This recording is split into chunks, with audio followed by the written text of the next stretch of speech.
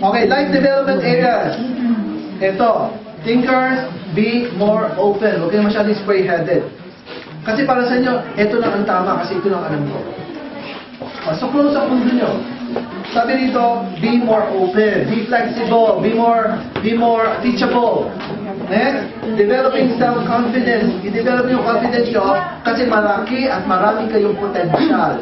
Kaya lang, dahil sa pagiging thinker nyo, nililimit yung sarili nyo. Okay? Being more optimistic, huwag kayo masyadong pessimistic.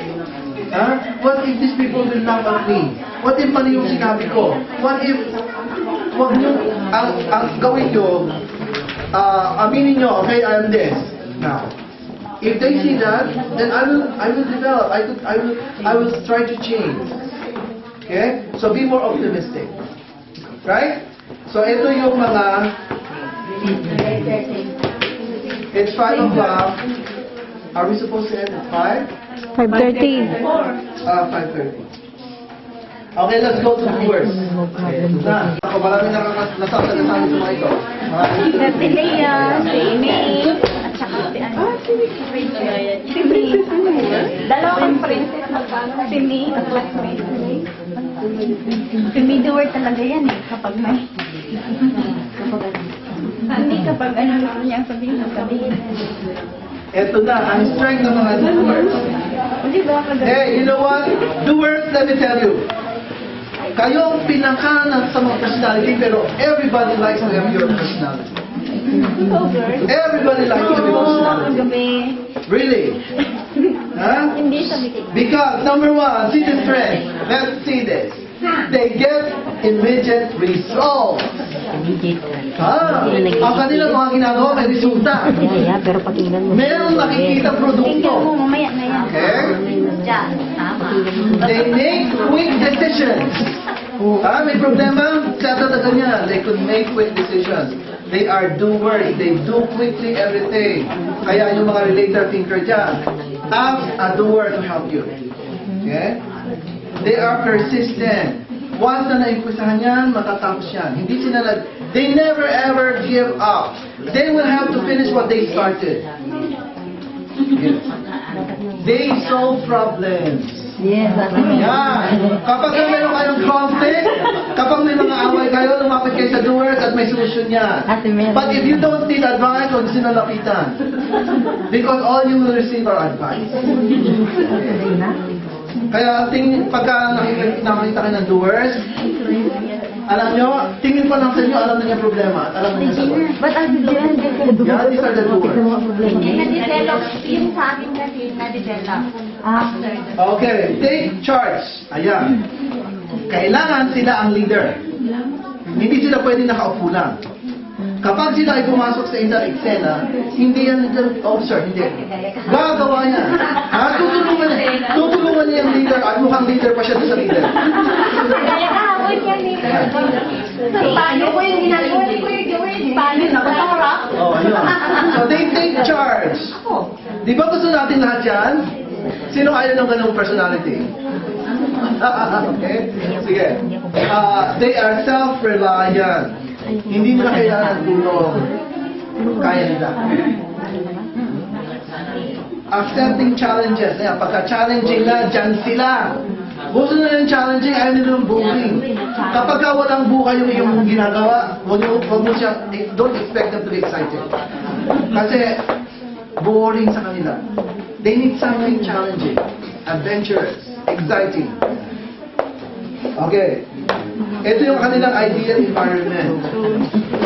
They need new and varied activities. Kailangan nila ng mga bago at saka yung mga iba-ibang activities. Katulad dito sa church. Nakita nyo? Ang dami natin activities, pulutan activities. Every month, meron tayong mga bagong ministries. Sino nagpapakanan yan? Doers dito sa church yan. Kaya masaya, di ba? Meron ang mga influencers cheerers yan, ang mga doers. Okay? Pagka nasama ang doers at influencer, ang dami mo dapat ma-accomplish. Kasi yung doer, trabaho yan, umpisa-umpisa. Ang mga influencer cheer yan. Sige! So, nag-a-advance. Okay?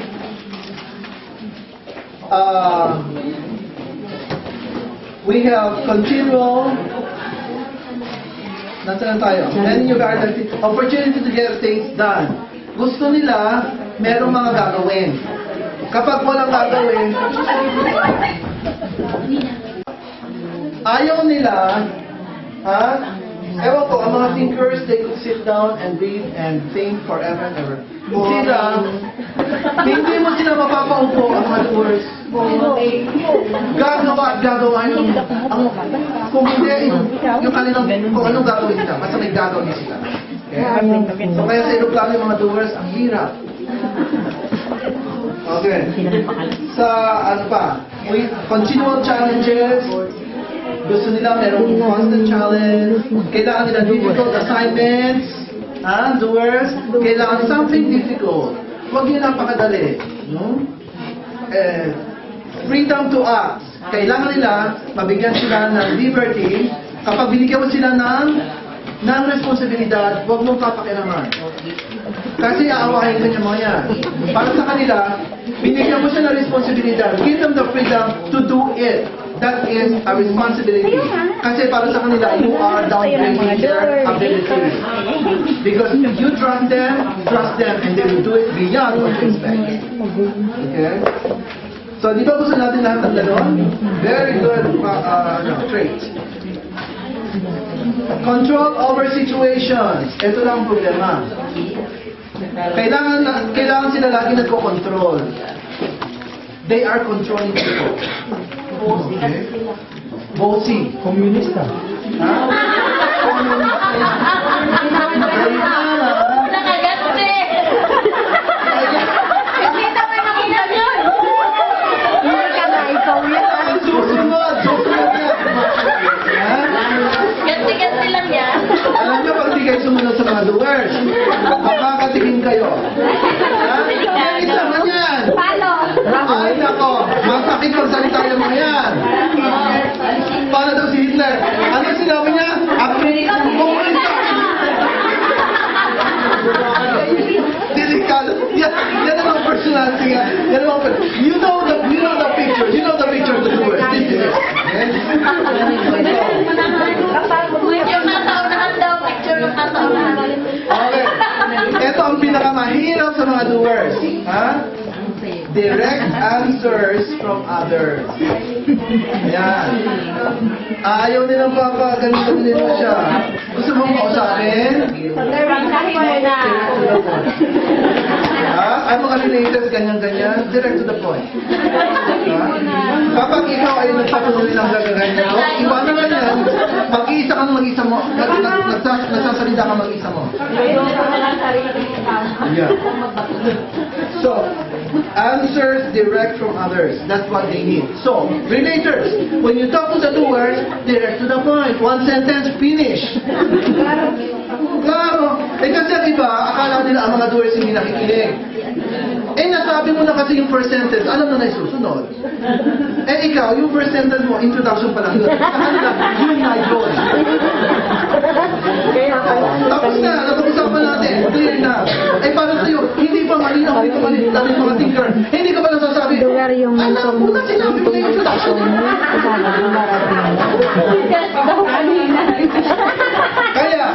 Kaya tinatawanan natin ang katotohanan pagka nakikita kayo ng doer, mainis kayo.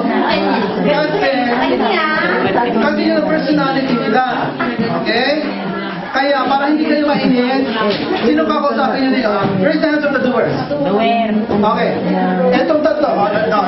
Itong tatlo ito. Pag kinausap nyo sila, relator and thinker, isulat nyo one sentence, kuha. And they're happy. Pero yung upo kayo, at kwekwentuhin mo siya, hindi, magagaling ka sa kanya. Kasi yung mata niya kung saan-saan na, at hindi na siya mapakali. Hindi na nakikinig. Ikaw naman kontento. Akala mo nakikinig. Kaisip niya yung susunod na gagawin na. Okay? So, direct answers from others. Now, weaknesses. Doers, eto na. Yan, magtama ko. Ito ang mahirap sa inyo. Mga doer. Ito mahirap. Sa atin. Insensitive to others. Walang magala. Ayan. Pag itong doers ay nagsalita na, Wala nang lahat ng trainer, relator, influencer, Ate Dina, lower your voice. ha? Ang pakiramdam nila, inaway sila. Eh, samantalang magsasalita lang, makikipag-usap tayo. Lower your voice. Insensitive. Okay? Aminin nyo na, ganyan kayo. Okay, doers. You are so impatient. Ha? Napaka-impatient nyo. Oh, iyak pa yan sa galit. Dapat yung mga relator na andyan, umiiyak, kayo, kinakaunsilan nila kagad. Samantalang ang relator, gusto lang nila, may makikinig. Kaya, mag-pretend kayo na nakikinig. Kaya hindi kayo nakikinig, mag-pretend. Napaka-impatient nyo. Ikaw pa dyan sa Titing ka pa. Okay, they overlook risk and cautions. Ayan, bara yan, ha? Pagka, kuminsan, hindi, ayan, nandyan na yung mga teacher, hindi pa nila alam. Malapit na sila parang mamatay, hindi pa nila alam. Bara. Okay, overlooks risk and cautions. So, doers, kailangan isipin nyo nila yung safety sa lahat ng ginagawa nyo. Okay? But this is your personality. So, overlooks risk, inflexible and unyielding. Ayaw nyo maging flexible. Pag gusto nyo, yun na ang gusto nyo. Ayaw nyo mag-submit. Ha? Okay? Komunista Hitler talaga kayo. Okay. Tama siya. Taking on, eto, doers. Si Pastor yun. Kaya ang hirap magturo pag doer na. Kasi nililiman ako. Okay.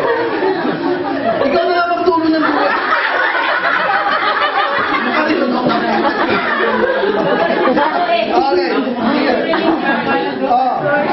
They take on too much. Ang dami nilang project sa buhay. Too much. Na kung minsan, ito na, conflict na.